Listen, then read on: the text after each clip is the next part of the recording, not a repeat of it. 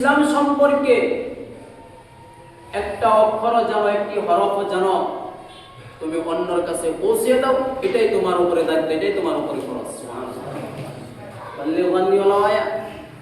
এটা ফরজ তোমার উপরে, তুমি জানিয়ে দাও অন্যকে। এটা তো আমরা কাজ করি না, এটা আমরা করি না। দিনকে কায়েম রাখার জন্য তোমার জীবনটা বিলিয়ে দাও, এটা আমরা চাই না। বরং ওই জেহাদ থেকে মানুষ সরে আসে, ওই ডাক থেকে সরে আসে, ওখান থেকে বিগড়িয়ে যায়, নিজের স্বার্থ অনুযায়ী, নিজের সাধ্য অনুযায়ী মানুষ ইসলামের কথা মানে, অথচ ইসলাম বলছে, আল্লাহ আল্লাহ রসুল বলছেন ইসলামের স্বার্থ অনুযায়ী, ইসলামের আইন অনুযায়ী, আল্লাহ আল্লাহ রসুলের আইন অনুযায়ী তুমি ইসলাম মানো এবং ঈমান আমলকে তৈরি করো।